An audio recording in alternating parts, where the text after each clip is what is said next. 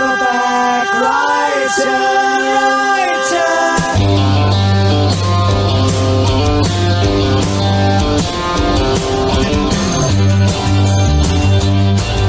You are tuned into VegasAllNetRadio.com. The From Grief to Relief show. We're heard live every Thursday at 2 p.m. Hosted by Joseph Peroni. Heidi Mancini. All shows are archived for later listening. And you can also buy the From Grief to Relief book at Amazon.com. Our mission statement is to share life experiences, love, courage, and strength to face life and its challenges. Every guest shares their journey through life, hopefully helping others to realize we all face the same fears and challenges. With love, hope, courage, strength, and support, we can all help each other live authentic lives. A new beginning. Mm-hmm. Yeah, not bad. You wrote that? Yeah, I did, because I think people have a little confusion about what the show is about. When I talk to different people, they it's not just about grief. And it's not just about grief. It's about going through whatever people go through. It could be loss of a job. It could be, loss of just changes in your life. You could have a career change. You could go through a divorce. You could, your kids move out. Anything just getting older. Just getting older, and your world starts to get a little bit smaller sometimes. So it's just it's to broaden the title so that people have a better understanding of what our show is about. Yeah, it's not supposed to be a sad show. So no. Yeah, it's good that you wrote that. So in the background today, we've got Pat Metheny. And one of these days, I'm going to figure out how to make a left channel and a right channel. So if you want to listen to the full music thing on one side and us talking on the other side, but that's probably illegal, right? Because it's probably having like two stations at the same time. Probably. But anyway, so we got that in the background. And last week, I failed to mention the person who was doing the documentary here. So I forgot to mention his name. So I'm going to mention it today. He also does photography. He is a filmmaker. And his name is, how could I forget this? Lord Michael Bautista. So I was thinking that's got to be the greatest name in the history of names. Like, how could you have a bad day if your name is Lord Michael? I know. Wonder why he's Lord Michael, though. I don't know. Do you think he just gave himself that title, or do you think he's actually a lord?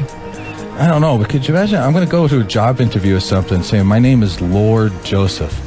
Like, there's no way you're not going to have self-esteem with a name like that. You got a lot to live up to, right? Yeah. But anyway, I think you can reach him at LordMichaelBautista.com. So today we're going to talk about parenting skills and also parenting styles. If you're the type of parent who believes that you should live your life just to satisfy your child's needs, and also these same people are also kind of neglectful of themselves and their needs and their relationships, well, then you're going to need to listen to some of this. Do you feel guilty about trying to live your life?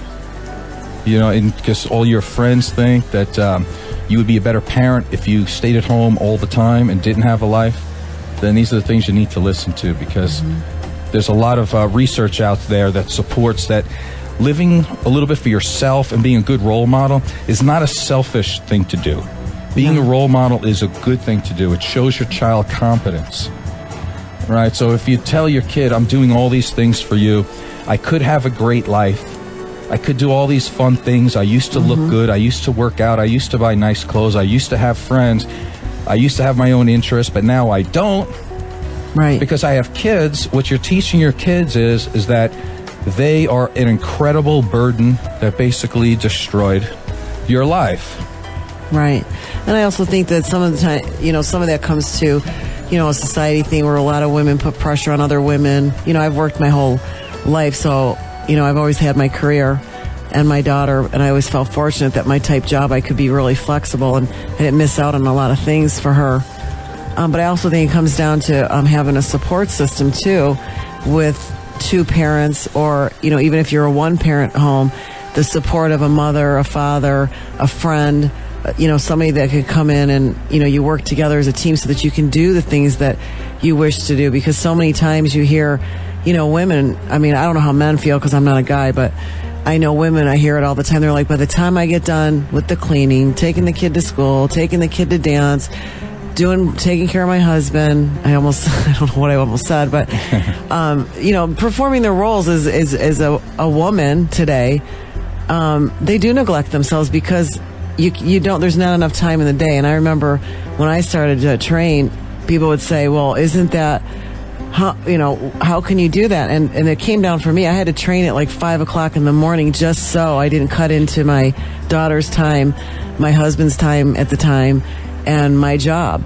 So, many times, some of these things it's awesome if people could do these things, and I think you can do them if you have a good support system and you work together as a couple, if that's what you are, to support each other's, needs.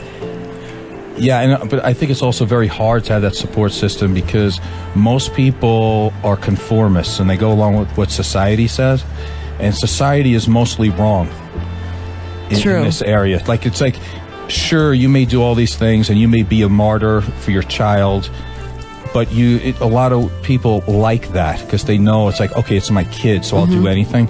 But as I'm looking through the studies this week, and I came up with this, is that 8 out of the 10 skills for a parent, 8 out of the 10 that will predict a good outcome for your child have nothing directly to do with the child.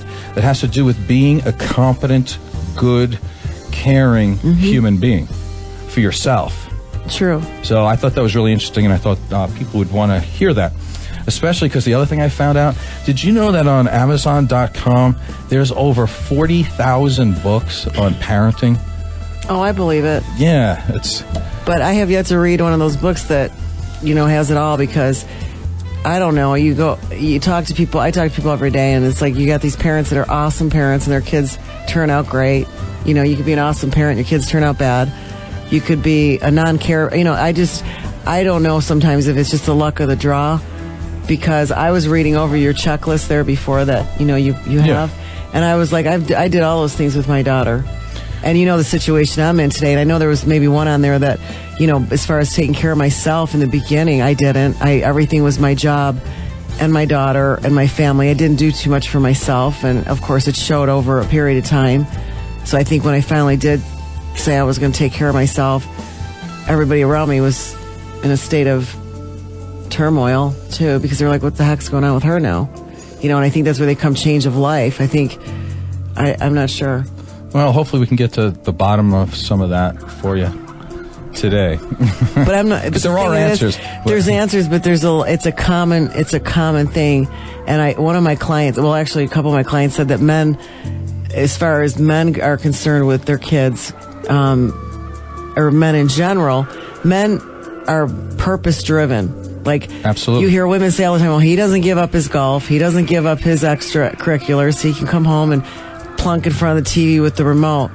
And and I hear that a lot at work. And the thing is I don't know how you can get a woman into that mindset to be able to say, when you come home, just come home and do whatever it is you want to do. Well, I'm not saying it's easy. I'm sure it's real. I'm not a woman, so I'm going to say it's really difficult to change the mindset. But the one thing I would use right off the top is to say what I had already said. 8 out of the top 10 skills, parenting skills, have to do with taking care of yourself first. True. So if you read that and you know the research on it, then that might push you to actually do some of these things at work. Yeah. Right? So that's what I was thinking. But first, before we get into that a little bit more, you're talking about the name of our show. And I know that has come up this week a lot with our friends and some people on Facebook and stuff like that.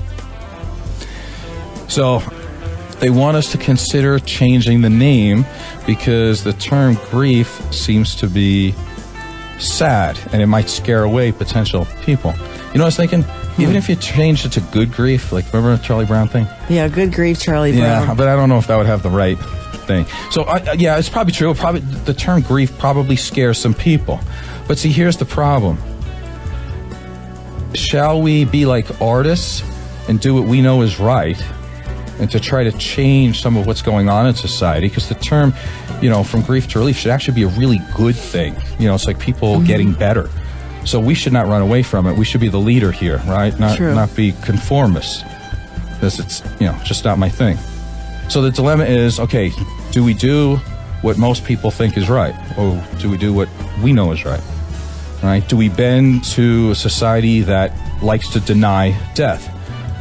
Do we bend to society that doesn't respect, let's say, the elderly, which you know that to be true? Do we bend to a society that is so afraid of dying that most people are even frightened to live half the time? Nobody wants to try anything new. You know, they're old even before they're like 18. You know, their good old days were in high school. Yeah. You know, Jim Morrison used to say, you know, no one here gets out alive. You know, so let's be born before we die. You know, in other words, are you passionate about anything in your life? Right. You know, and when things go bad, do you always sit in the past, or do you try to make it better? You know, so there's no way I'm going to, there's no way. I can't bend to that. No, and the other part of that, too, is that title is based off of the book that you had published. So it's a thing to help promote the book. That's another way of sharing, you know, an experience with people, and hopefully, you know, they can take something out of the book, because that's basically what the show is named after, was the book. It's just, the thing of it is people are just maybe turned off from the word grief, but that's why the mission statement's important, so that people can understand that our shows are not just based on people dying and, you know, all that kind of thing. You know, sometimes it is, because that's the reality of life, but you know, grief can come in many forms, and, you know, I guess that's the definition of grief, you know. It's just not death. It's any time you have to lose or change or reinvent yourself, you know, it's tough. Yeah, for me, it's like grief to relief is about handling adversity, right? You were saying before, taking a bad situation and making it better, standing up when lying down is really easy. Growing from all of life's challenges rather than shrinking from it. You know, I see that all the time. Understanding that hardships and death await us. That's going to happen. So how about right now, right this second, we start to appreciate all things, right? Everything, big and small. Choose to be special or do special things every single day. You know, love the people around us. And like right now would be an excellent time to tell that person how you feel about them, instead of crying when they're gone. You know, a lot of that crying when they're gone is like missed opportunities. That's what you know, a lot of people cry about, and I know that from experience. You know, so if you're doing it now, you know, it's going to stop a lot of that, oh, I wish I would have, could have kind of thing. You know, so it's about living now. And sure, it'd be easier to get a following, right, if we take the word grief out. But I don't think it would be better. No, I don't think that you should change things to accommodate people because they can't, you know, understand certain things. So I was thinking, so if anybody would like to be on the show, this is what we would be looking for, right? Inspiring people. People who live with passion. People who march to their own drummer. People who don't conform. People who have suffered but yet grew from the experience. People who want to share their mastery of what they do in this universe. You know, like if you're a really great guitar player or something, I'm in. You know, we've had bodybuilders, we've had wrestlers, we've music had mixer, percussionists, we've had a music mixer. You know, people that care about life and grab it and try to do the best they can, and not just try to survive. People who believe that making money just for the sole purpose of making money is actually the definition of a false prophet.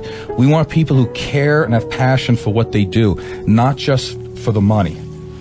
So if you're a Kim Kardashian out there who's rich just because she was giving oral sex to some guy on a videotape, we don't need you.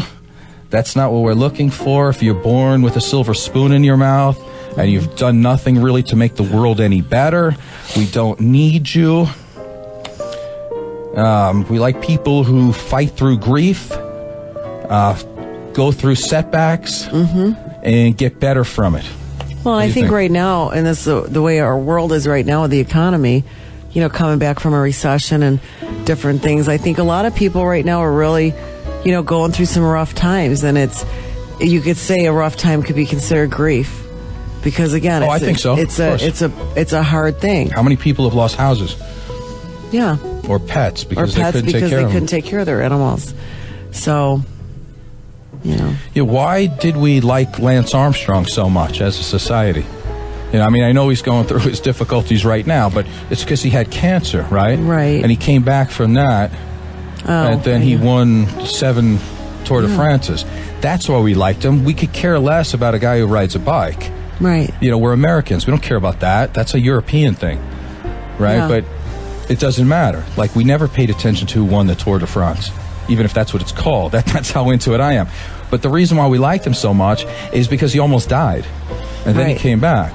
Now, of course, he has problems now, and I'll talk about that probably more on another show, about why people are so intent on grabbing people and pulling them down. Too, they want to talk about maybe some drug use that he did, but they also fail to mention, hold on one second, they also fail to mention the millions upon millions of dollars that he's raised to, you know, for cancer, to at least to try to find a cure. So whoever wants to throw the first rock at him also has to think, okay, what have you done to society to try to make it better? Because at least I know he has. Right, and I think that whole thing with him is really bad anyway. I think that they're crucifying him for just because there was something I saw on my Facebook page, and it said, don't judge somebody else's sin because their sin is different than yours. You know, the fact of the matter is every one of us has done something that we're not maybe, you know, proud of, or are doing things right now, you know, in a certain way. And I don't understand why people have to crucify people all the time. But I thought that saying was kind of cool, because everybody's a sinner. Everybody's doing inappropriate things at certain times in their lives. Yeah, but that's why we are. We like the rags to riches thing. Like, we love that, but then we like to bring them down again and humble them, and then we root for their comeback. So if history shows us anything, we're going to be happy as a society when Lance Armstrong comes back in some way, in a good way. But he got thrown out of his own Live Strong organization, which I think is really that's kind of messed up when you think about it.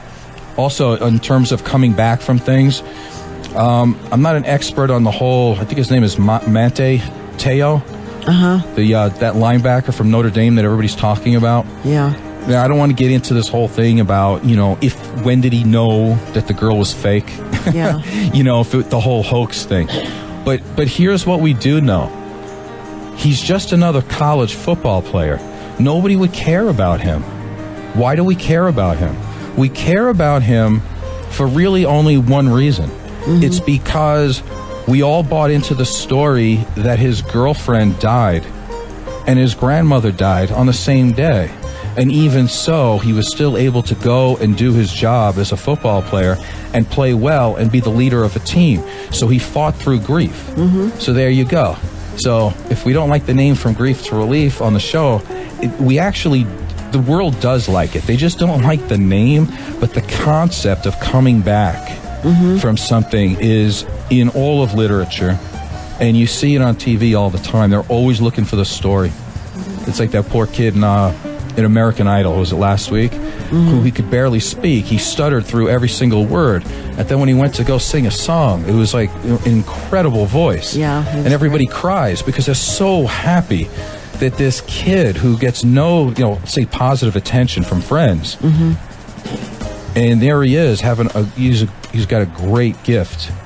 So everybody's happy. It's like, there you go. There's the comeback. There's the From Grief to Relief right there. Just watching his parents being so proud. Right. To me, that was worth it right there. I mean, it's hard to watch without crying. I know. Right? And also, I think that in the news, they really misinterpret what grief is. There's a lot of myths out there, and I think we need to be here sometimes to point it out. And I found one just this week. Ironically enough, on that Manti Te'o, they did that interview. The one doing the interview on him was Katie Couric. So, of course, Katie Couric, her husband died like 15 years ago. Yeah. So she's another good grief to relief story. So I was looking this up, and this week they just so happened to have an article on her. And, of course, they totally misinterpret it. You know, they used the big myth. I'll read the first line for you. Now, her husband, I guess, was named Jay Monahan. Is that his name? Okay. So the first line is, Jay Monahan will always be the great love of Katie Couric's life. In other words, there we go at that whole, I'm not going to allow you to get better.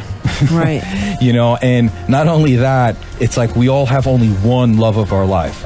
Like there's 6 billion people on the face of the planet, and yet there's only one love of our life. So we're going to perpetuate that myth. Right. When in actuality, they've done studies on this. Most people choose a romantic partner based on the location from their house. In other words, if they live within a 5-mile radius of their house, that's the person that they're going to find, supposedly, who is the love of their life.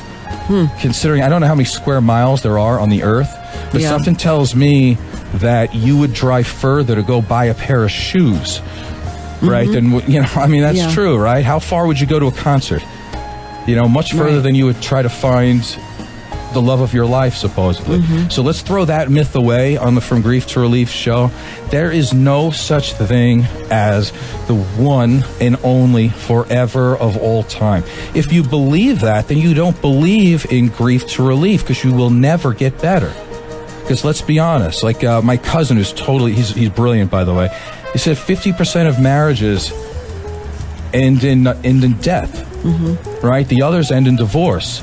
So if you're not going to get divorced, your marriage will die because one of you will die. Right. So if you believe that you can never find another human being, you're destined to be in grief forever. And there is no need or reason for that. Right.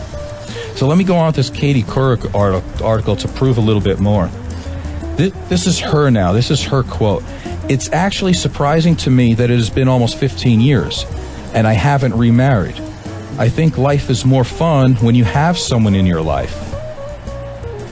I always wanted a father figure for my daughters, but it just hasn't worked out that way. And I've had long-term relationships, but they haven't turned into lifelong partners. Now, does that sound like a person who was looking for, that said that they had only one and only their soulmate? It sounds like a person who was out there trying really hard to find somebody. Right. And was just unable to meet the right people. Right. And part of it is, you know why she can't meet the right people? Because she says it in herself in here. I'm not making this stuff up.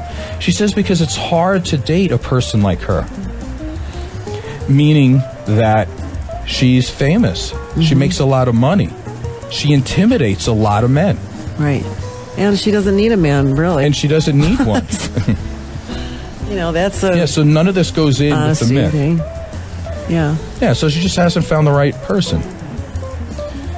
She also says, for many years, Couric believed she would find another widower or divorcee to marry. She says, I really did love. Now, notice how she said, I really did love. She doesn't say, I am still totally in love. She says, I really did love my husband a lot.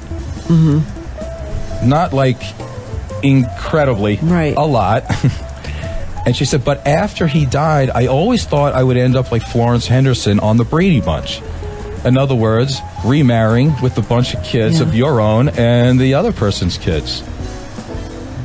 Then she finishes this with, also, when you get to my age, everyone is a bit wounded.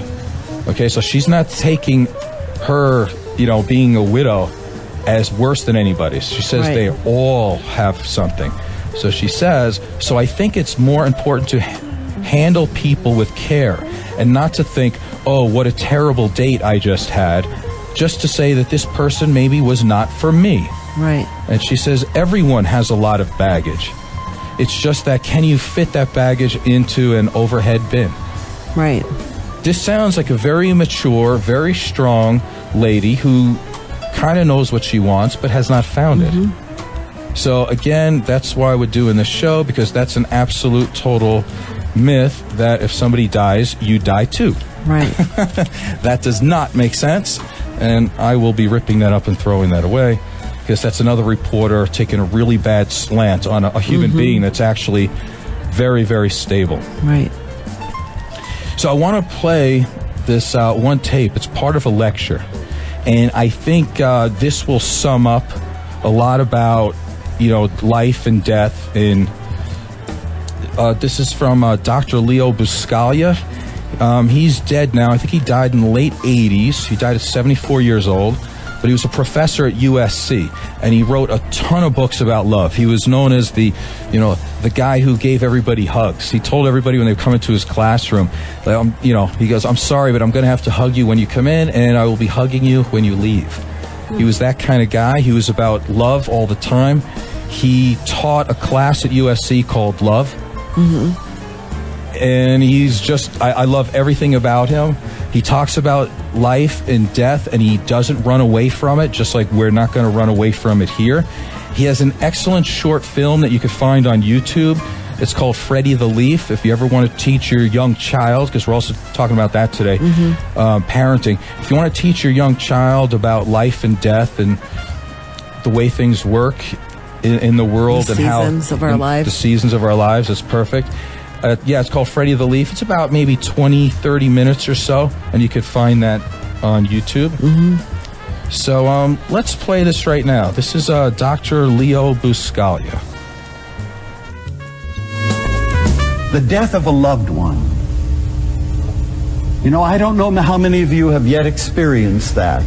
But you know, how can Leo say that the death of a loved one could be a very positive thing for your life? It can indeed. You know that I had this big passionate Italian family, 1 million bambini. Well, one thing that's wonderful about having millions of aunts and uncles and children and everything is that as you grow older, they die. It's inevitable. But you know, if you're smart, it tells you, celebrate life now. Celebrate the people in your life now. Don't wait until they're on their deathbed to say, "I love you, you're important to me." Walk home and grab your wife's cheeks like Mama used to do. She says, "You've gone crazy." You say like Mama used to say, "Shut up. I value you."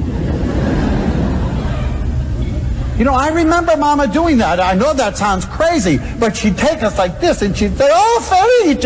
You say, "Stop it." But she looked at us, she saw us, and we saw her. And if I want to conjure up Mama, I can do it in a minute. And so many of us have lost people, and we forgot even what they look like. The time for this kind of celebration is now, and death tells you this. Again, a negative situation that can be made positive. Diagnosis of a fatal illness. How many people who have been diagnosed all at once recognize the wonder of life? And they say, you know, it's amazing, but life is finite. It will come to an end. We don't have forever. You know, that's a brilliant realization. We should know that. We should firmly believe it, because your life changes the day you recognize you do not have forever. And you don't. So the time to live and to celebrate and to do the things you want to do is now, because tomorrow may not be here. Think of how many people that had worked for 20 years in a job, and all at once they were laid off. You never thought that would happen. But amazing things have happened. Stories that have been startling about people who were laid off, and families that have come together and said, "We'll help you."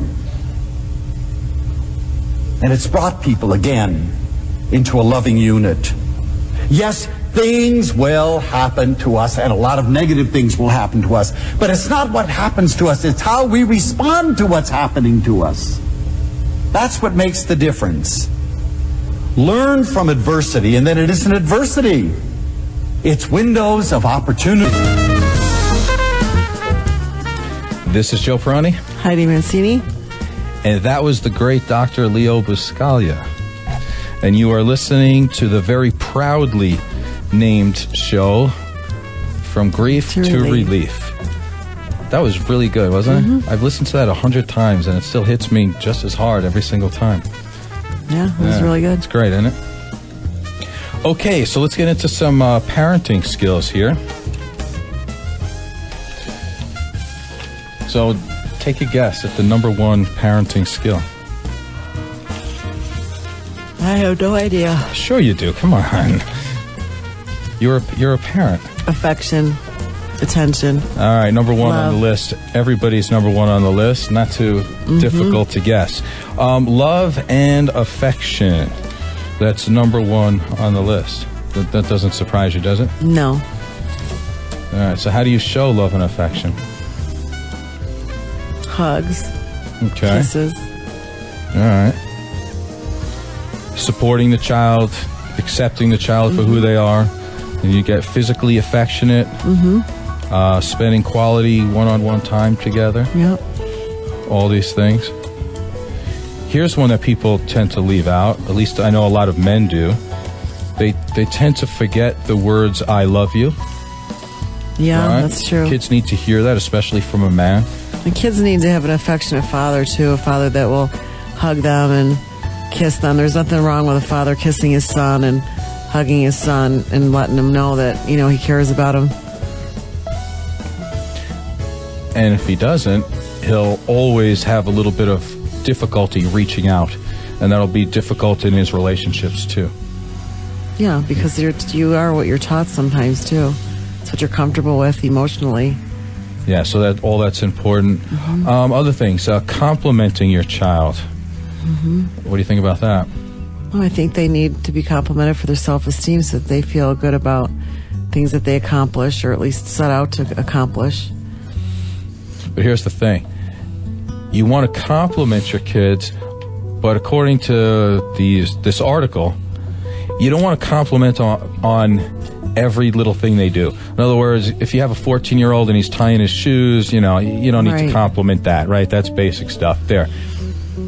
But here's the other thing, too. You don't compliment a child for only his successes when he does well. What you need to do is compliment on the effort, right? Or the child's ability to try something new. Right. Right, and at least put himself or herself out there, giving it their best shot. So that's where the compliment comes in. In other words, you gave it your best shot, you're trying very hard. Because if you compliment only when there's a good result, the kid starts to have this feeling that, okay, I'm loved, but it's contingent upon me being successful. Right. And now it puts a kid in a situation where he or she might be afraid to fail. Right. Because, okay, he goes out and does something, and he doesn't do well, or she doesn't do well. Right. And then there's no compliment there. It's like, well, then he feels totally unloved. Like, okay, I have to win. Then you might turn it into, I'm unlovable unless I try to win at all costs. Right. That's dangerous, too. So we can't have that. So definitely compliment the action taken. Right. Not just the result. And if you praise everything also, we don't want to do that because you end up getting it where a kid is spoiled. Right. Or you get where... Bratty. What's that? They become bratty. Bratty. Or they go out into the real world and they expect to get complimented all the time. They go out to work and they're expecting to get a raise all the time, that everything that they do is great, when it's really not. Right. Or it may be pretty good, but you don't always get, positive things right away. A lot of times you have to wait in the real world. So if you're complimenting for every little thing all the time at home, it's creating a world that doesn't exist outside. Well, and I think with that being said, with a lot of the way that we parented in the past, they had said about children and their self-esteem and how, you need to compliment them, you need to do these things and to help them with their self-esteem. But it's like you say, I think there's been an over complimentary society because we do have a lot of entitled kids right now, and they do have that mentality that they want something for everything that they do. It doesn't matter. They won't do their laundry unless you pay them. Well, what are you gonna do for me? What do I get? So I think people are misunderstanding what you just said. Yeah, that's a parenting problem that needs to change. Yeah, you really shouldn't be paying your kids to fold their own laundry or something like that. Those are chores, right? They're already living in the house for free. Right. Yeah. So. But they expect to be compensated, I guess is what I'm saying. Which when I was growing up, it was like either you did it or you didn't go out, or you didn't. It sounds like entitlement issues, that the parents are being a little too lax. Yeah, probably. Yeah. So also, for fathers out there, even if you are at home, if you're, you don't have to be physically absent. If you're emotionally absent, right? Here's some of the things that can affect your daughter. Right? If you don't have a good relationship with your daughter will probably always have unhealthy attachments to males. Mm-hmm. Because they're always seeking some kind of affection. Right. So that's going to be a problem. Girls like that have a tendency to allow themselves to be treated poorly because they don't know what a good relationship is. Right? So you're a woman. Tell me what you've seen in the past. Like, you can pick out the girls, right? Right. That allow bad things to happen to them in relationships, and you go, oh, okay. They obviously they grew up didn't have. thinking it's normal behavior. It's like with my dad. I mean, although my parents split up when I was 13, 14, however old I was, my dad was always emotionally connected to his kid. Although he worked 3 jobs, at one time he would come home and, he always made us feel that he cared about us and loved us, and he always set time aside just for the family. And I watched how he was with my mother, and, he was always, respectful of my mom, and they parented together. We were not allowed to disrespect our mom in any way. They had a really good support system, as far as that. And my dad was always a loving, caring, and always included, his daughters and things that he did for the church and our activities as much as he could. So, and I see it with my own daughter not having a healthy relationship with her father, that, a lot of those things that happens, the low self-esteem, they do get in, negative relationships. They don't think they're worthy of people caring about them, a man, or being cared about. So I think fathers need to realize that they do play a really huge part in their children's lives, being a parent and also being a support system for the mother, and how they treat the mother around their children's will perpetuate how a son treats his wife or girlfriend, and how a girl will allow a man or anybody else to treat them. Yeah, one of the strange things, because it seems to work opposites here, but if the father is distant, either emotionally or physically, from the daughter, a lot of times what happens is, and the mother will have a real problem with this, because let's say she's the real parent in the situation, the girl will have a tendency to try to always win approval from the father, who is distant and maybe possibly abusive. So not only does she still try to attract his attention, that might be lifelong, by the way. Right. She'll do that with boyfriends and, potentially a husband down the road. So even for somebody like you, remember I said before, we're going to figure some of this stuff out. This is one of the things we'll figure out for you.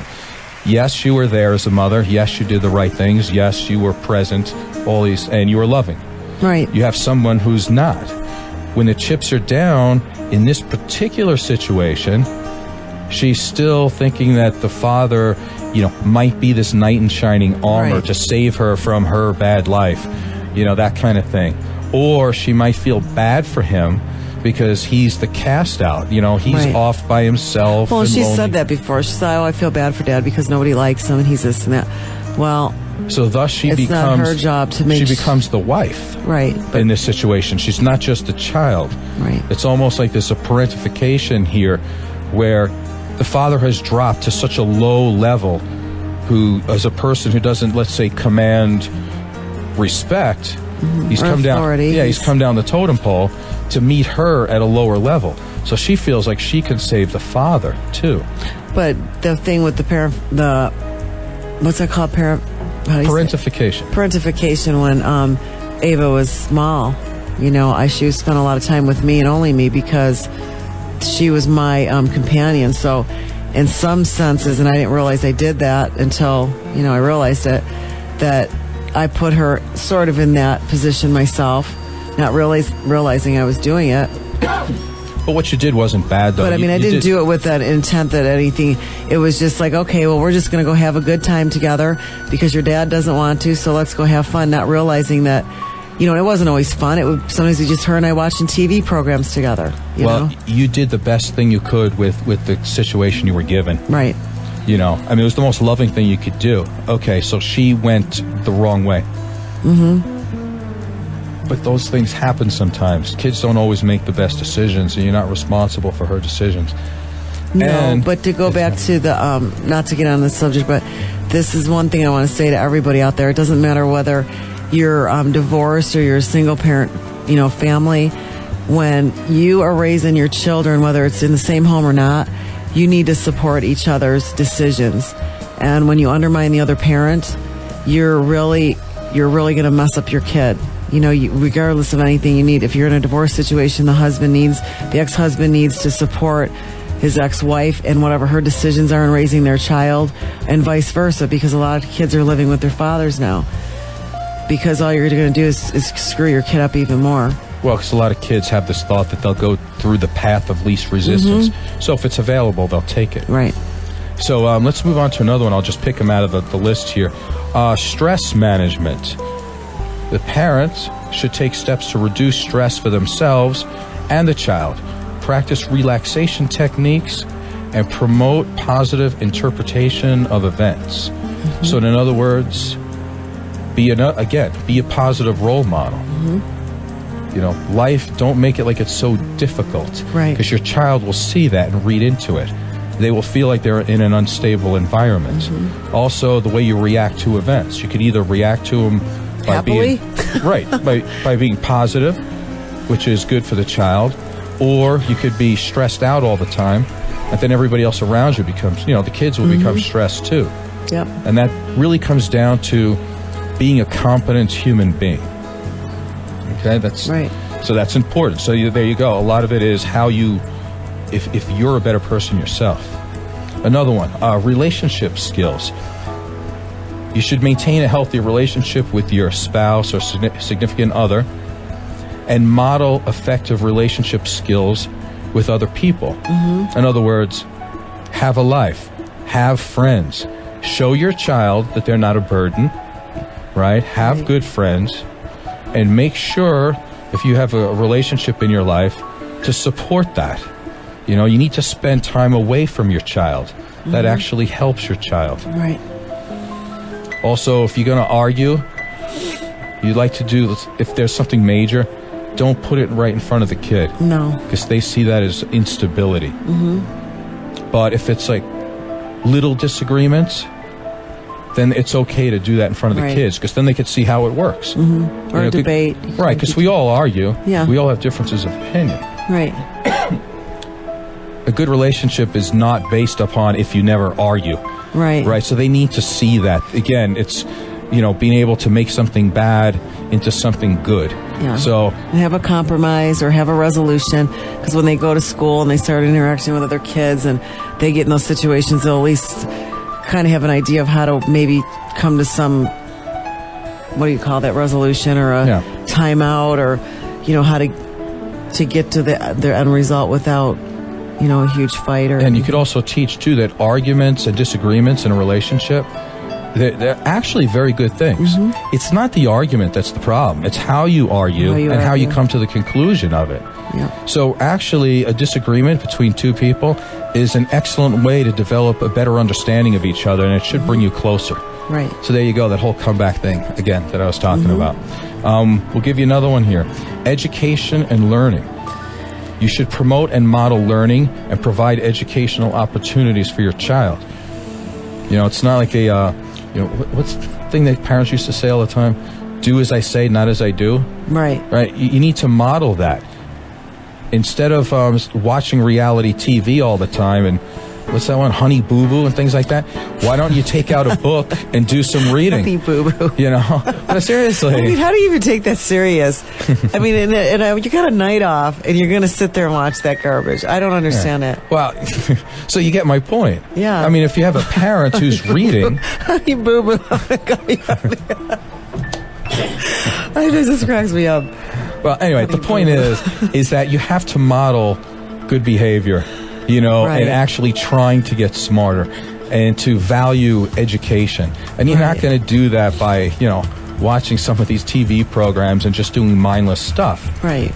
You know, if you want to teach your child, you have to teach them that You know, Right. like books are a good way to do it. Don't go on the computer just to play a bunch of video games and everything else. How about look up some good Right. information? Exactly. You know, one of the things that was really strange, we didn't have a lot of money when we were young. But, you know, when I say this, people think I'm making this stuff up, and I'm not.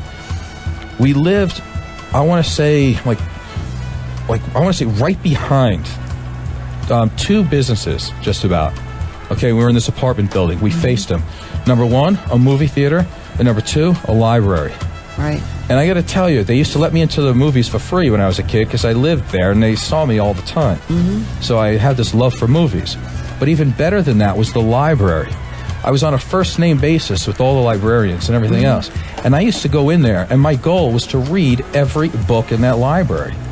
And that's actually where one of the places where I was discovering The Who and the Rolling Stones and all that, because I didn't have money to go out and get albums. But they had an area where you could take out records. Right. So I would take out all these records. And so I would come home with, everything. Grand Funk Railroad, Right. and read. So I got into this thing where I loved music, I loved to read. Well, your childhood was a little bit different than mine in that way. Mine, I was an outdoor kind of girl because I was raised in the suburbs. So my big thing was going to the park. I loved to go to the park and swing and ride my bike and, just carouse the neighborhood, and just, it was more a physical thing for me. I believe me, I did my share of that too. I liked going to the library, but I actually enjoyed being outside and doing, those were the things but kids don't do that anymore. No, they don't. I mean, that's the other part of education. I'll throw that out to you too, because on this list is health. It says you should model a healthy lifestyle and good habits, such as regular exercise and proper nutrition for your child and for yourself. Right. Right? So it's about loving yourself. It's about caring about yourself. Well, I talked to somebody last week, and I don't know, we didn't even touch that on the show, but this girl made a remark about all the screwed up kids. I think it was on my Facebook page because I'm on Facebook all the time. And I just told her straight out, I said, you know what, kids don't buy their own food. It came down to me telling her that it's about us modeling for our children as a society. They only mimic what they see. They don't know any different. Right, and they also should know why things are happening. Right. We are doing this because of this. Right. Yeah. So a lot of people have been mentioning that they like the songs that we play, but we haven't been playing too many songs. So let's get to a song right now. Oh, one more thing about the kids' behavior. You when you correct them. We'll hold off on the song. I know. Just hold off on the song. 1 second. I just thought you don't when you discipline your kid. There was something that says what they say. You don't tell your kid it's not them that you don't like. It's their behavior, and that was something that somebody had said to me to make sure you tell your child that it's not that mommy doesn't love you. Or like you. I don't like your behavior. Right. You want to. They need a distinction. You want to criticize the behavior, right? Not the child himself. Right. Yeah. Okay, and be specific. So let's play, actually we might cut the song short, actually. But this is going to be Crosby, Stills, Nash, and Young with a song called Teach Your Children.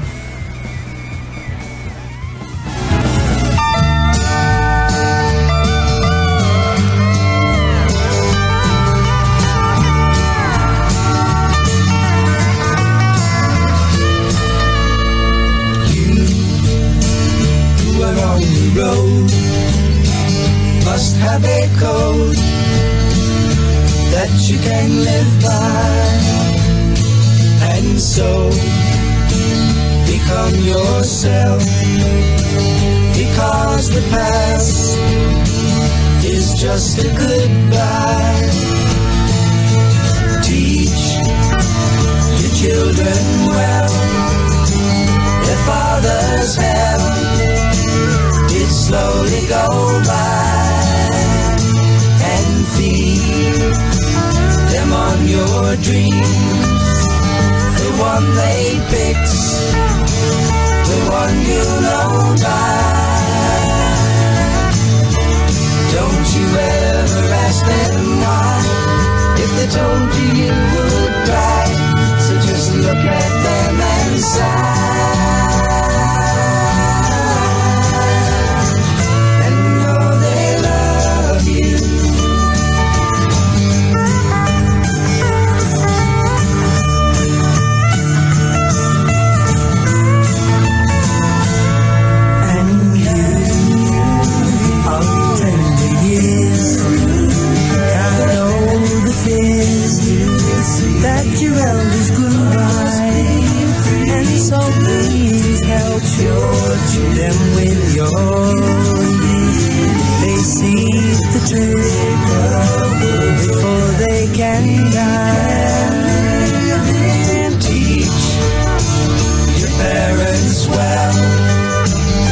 children's hell will slowly go by, and feed them on your dreams, the one they picked, the one you know by.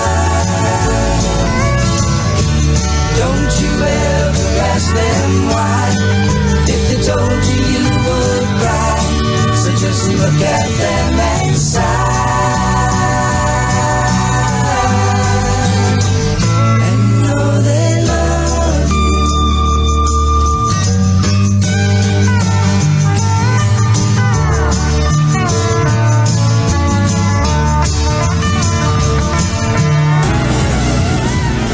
This is Joe Peroni. Heidi Mancini. And you are listening to the From Grief to Relief show. Good song choice, Joe. Yeah, I thought it fit in. It was nice. I haven't heard that song in a long time. Yeah, it was good. Yeah, I like that stuff. We've got a few minutes, so let's just go a few more here. Another one that's important on the list is autonomy and independence. In other words, treat your child with respect and encourage him or her to become self-sufficient and self-reliant. What do you think about that? I think that's true. I was really protective freak when my daughter was small, so I probably didn't allow her sometimes to be the independent. I mean, I exposed her to a lot of things, but at the same time, I was always like, be careful. Well, I think you're supposed to do some of that. but I think sometimes to the point where I was like neurotic about it. But you need to allow them to make some mistakes. Right. That kind of thing. And when they mess up with stuff, it's okay. Yeah, you should not say things like, I told you so, I knew you were going to do it wrong. Right. Why don't you trust your own bad judgment?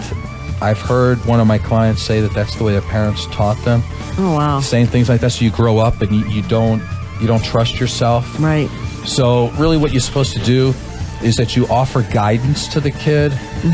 You don't just do it for them, because then they'll never be able to, do it on their own. One of the interesting things is that my parents were divorced, but they both actually stuck together on this one thing. And I don't know if they did it on purpose, like they talked about it, or they just... But I can tell you, whenever I talked to my father, and he told me to do something, and I didn't want to do it, he always used to say, okay, you have a voice, but try to convince me. It's your job. In other words, if you have a good argument, say it. Right. But just don't say, I'm not doing that. So as long as I was able to convince him in a mature way, and I was kind of right, he would let me off the hook. Off the hook, yeah. But I had to convince him. In other words, so I always felt, even to this age now, that my opinion matters, and I could figure stuff out. Right. My mother was like that too. If she would say, like, okay, go to bed at 10, and I'd be like, well, no, I want to watch a music awards show, like when I was a little kid. I would say, okay, well, what's your argument? And I would say things like, well, I'm doing really well in school. I have all A's and B's. Right. I'm the captain of the football team. Every time you set a curfew for me, I've never missed it. Right. So I would like to watch the music show tonight because music is an art form that I really like and appreciate. Something to that effect. And my mom would have tough times. She'd go, well, I really can't find a reason to make you miss the show, other than you might be tired tomorrow. Right. But I always did my work. So that taught me that my opinion mattered, and I always felt that way in everything. So that taught me some autonomy and independence. That's good. Because I wasn't parented like that. We were under the beach. What is it, being seen and not heard? But that's okay. Well, that's the way to my do it. parents did the best they could, or at least my mom did. So, so that was smart with your parents, the way they did that. All right, I think we're about at the end of the show. So I'm hoping we gave you some good parenting skills and made some people out there not feel so guilty for actually running their own life and not, taking away too much from themselves while you're a parent. As you go through this, religion is one of them, safety is another one. And about 7 to 8 out of 10 of these has to do with improving yourself as a human being. Right. So that's the bottom line there. And that's all we have for today. So this is the From Grief to Relief show, and now you know why we're calling it that, and you know why we're going to keep that name. So we shall see you next week. Okay, have a good weekend, everybody. Views and opinions expressed on this program were those of the hosts and guests and did not necessarily reflect those of Vegas All Net Radio, its affiliates, or its parent company.